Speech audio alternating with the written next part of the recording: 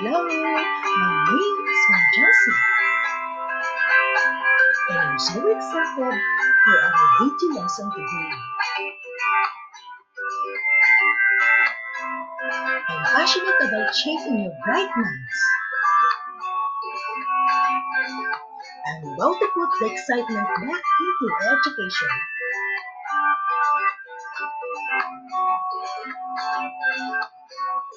So expect to learn a ton of great things.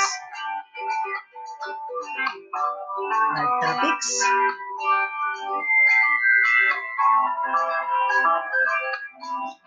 I hope you listen and understand the topic I'm about to discuss. Are you ready?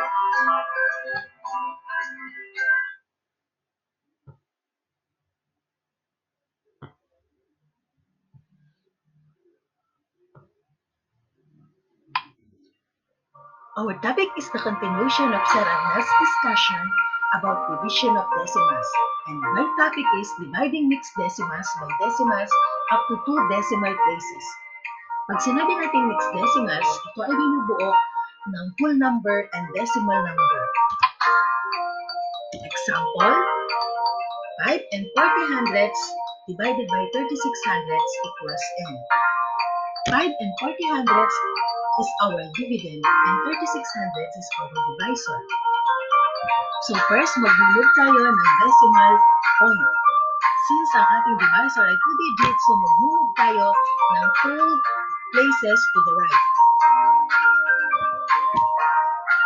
So 540 divided by 36. Since ang ating divisor ay 2 digits, so 2 digit ang gagamitin natin sa dividend. 54 divided by 36 equals 1. 1 times 36 equals 36. 54 minus 36 equals 18. Bring down 0. 180 divided by 36 equals 5. And 5 times 36 equals 180. So our quotient is 15. Let's check if our answer is correct. To get the answer, we have to multiply the divisor and the quotient. 5 times 6 equals 30, 0 carry 3. 5 times 3 equals 15, plus 3 equals 18. 1 times 6 equals 6, 1 times 3 equals 3. 180 plus 36 equals 540. If the product is the same as the quotient, the answer is correct. Okay, let's solve a problem. Our problem: a grocery store owner has 8 and 75 hundredths liters of vinegar.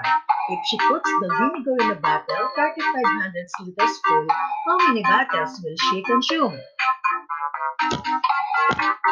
In solving a problem, we follow several steps. So step 1, to know what is as. In this problem, what is as is the number of bottles the store owner consumed. And the step 2, what are the given facts? 8 and 75 hundredths liters of vinegar and 35 hundredths liters. The operation to be used is division. When we write the number sentence, babalikan natin yung ating given. 8 and 75 hundredths divided by 35 hundredths equals n. So our dividend is 8 and 75 hundredths and our divisor is 35 hundredths. Mag-move tayo ng decimal point 2 places dahil ang ating divisor ay 2-digit decimals. 875.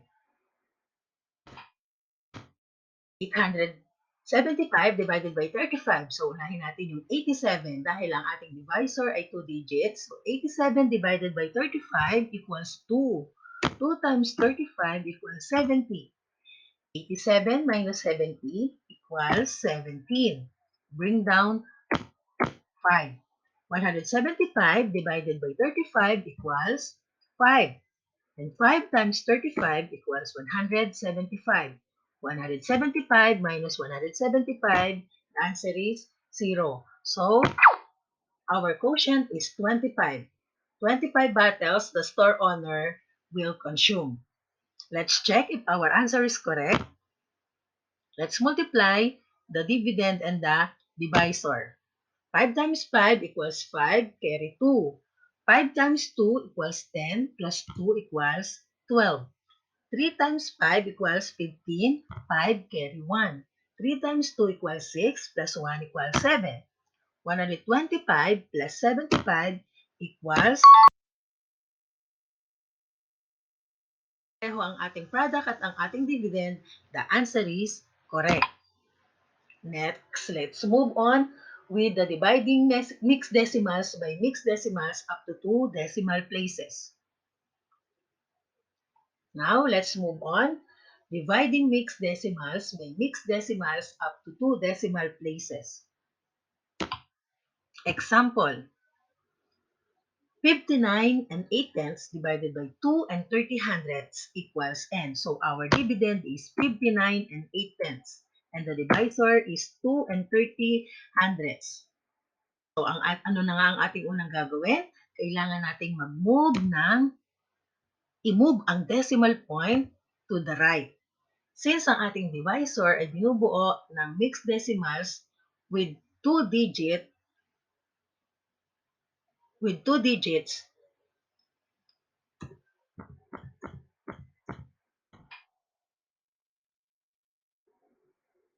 okay, let's move on. Our next step. Okay, the next topic is dividing mixed decimals by mixed decimals up to 2 decimal places. Example, 59 and 8 tenths divided by 2 and 30 hundredths equals n. Our dividend is 59 and 8 tenths and our divisor is 2 and 30 hundredths. So, ang una natin gagawin, i-move natin ang decimal point 2 places to the right dahil ang ating divisor ay 2 digits. Kung napapansin nyo, sobra ang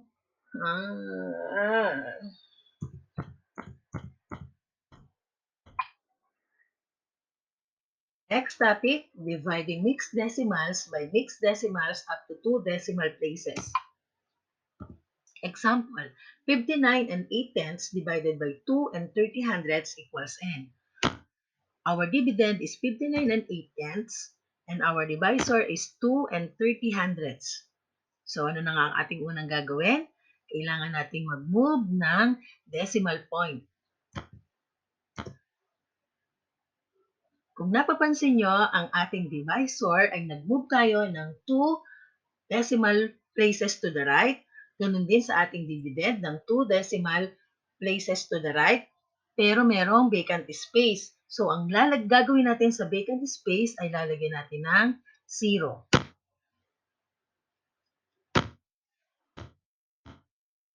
So, ang ating ngayong dividend ay 5,980 at ang ating divisor ay 230. So, 598 divided by 230 equals 2. 2 times 230 equals 460. 598 minus 460 equals 138. Bring down 0. 1,380 divided by 230 equals 6. And 6 times 230 equals 1,380. 1,380 minus 1,380 equals 0. Let's check if our answer is correct. The divisor is 230 and the quotient is 26. 6 times 0 equals 0. 6 times 3 equals 18. 8 carry 1. 6 times 2 equals 12 plus 1 equals 13. 2 times 0 equals 0. 2 times 3 equals 6. And 2 times 2 equals 4. 1,380 plus 460 equals 5,980. So the product and the dividend is the same. So the answer is correct. Let's solve the problem again.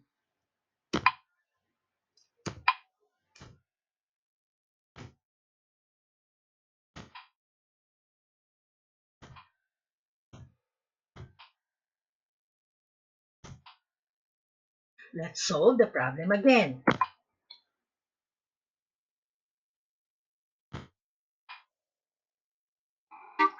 Let's read the problem. The car travels 6 and 58 hours. What is the average speed in miles per hour if the car travels 317 and 485,000 miles? Okay, the steps. What is asked is the average speed in miles per hour. And the given facts, 6 and 58 hours, and 317 and 485,000 miles. The operation to be used is division. And the number sentence, 317 and 485,000 miles divided by 6 and 58 hundredths hours equals n. So, ang ating dividend ay 317 and 485 thousandths, and ang ating divisor ay 6 and 58 hundredths. So, noong natin gagawin again, mag-move tayo ng decimal point. Yan. Now, our dividend is 31,748 and 5 tenths.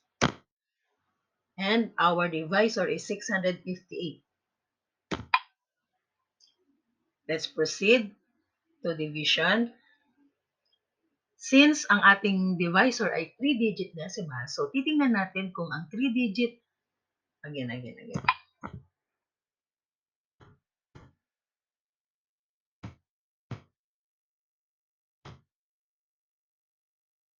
So, ang ating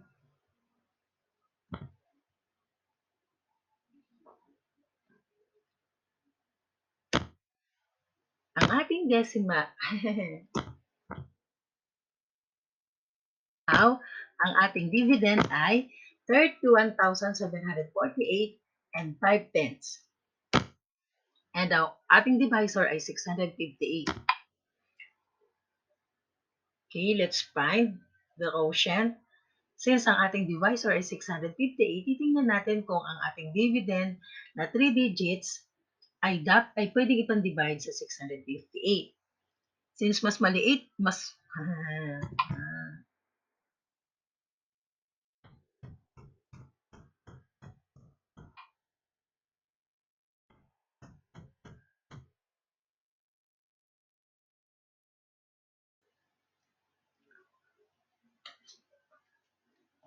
okay, what is asked?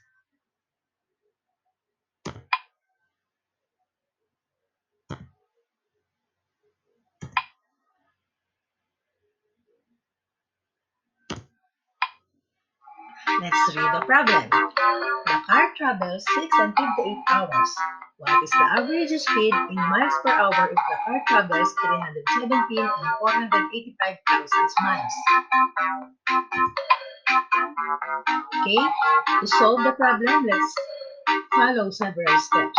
Step 1, what is asked? The average speed in miles per hour, and the given facts are 6 and 58 hours and 317 and 485 miles. The operation to be used is division. And the number sentence is 317 and 485 miles divided by 6 and 58 hours equals n. So our dividend is 317 and 485 thousandths. And our divisor is 6 and 58 hundredths. So bumog tayo ng decimal point. 2 places to the right.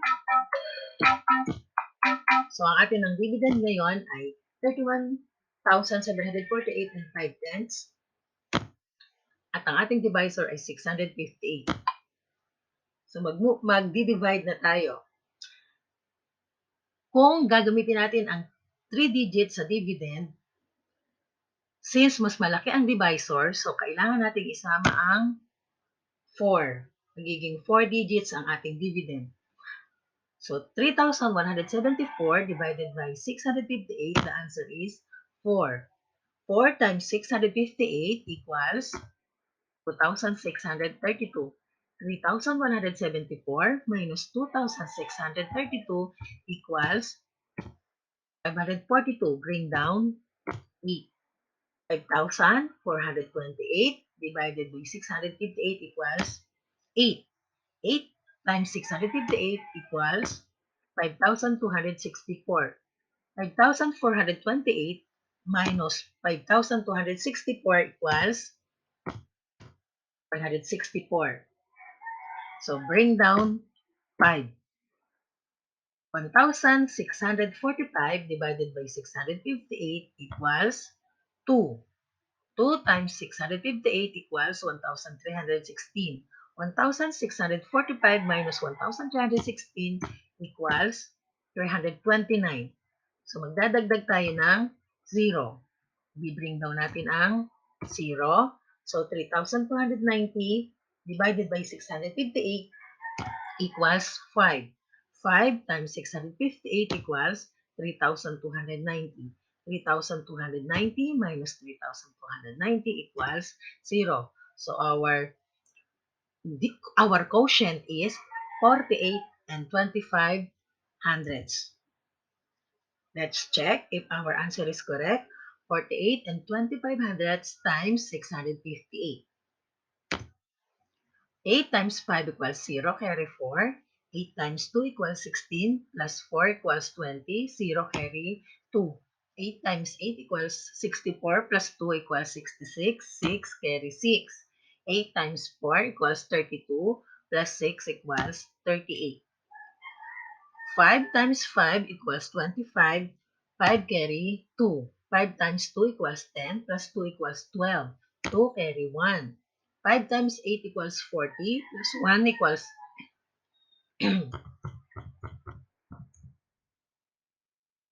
Okay, let's check if our answer is correct.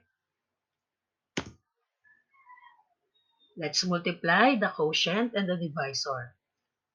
8 times 5 equals 40, 0 carry 4. 8 times 2 equals 16, plus 4 equals 18. 8 carry, mali. Okay, let's check if our answer is correct. Let's multiply the quotient and the divisor. 8 times 5 equals 40, 0 carry 4. 8 times 2 equals 16, plus 4 equals 20, 0 carry 2. 8 times 8 equals 64, plus 2 equals 66. 6 carry 6. 8 times 4 equals 32, plus 6 equals 38. 5 times 5 equals 25. 5 carry 2. 5 times 2 equals 10, plus 2 equals 12. 2 carry 1. 5 times 8 equals 40, plus 1 equals 41. 1 carry 4. 5 times 4 equals 20, plus 4 equals 24. 6 times 5 equals 30, 0 carry 3. 6 times 2 equals 12, plus 3 equals 15. 5 carry 1. 6 times 8 equals 48, plus 1 equals 49. 9 carry 4. 6 times 4 equals 24, plus 4 equals 28. 38,600 plus 24,125 plus 28,950 equals 31,748 and 50 hundredths.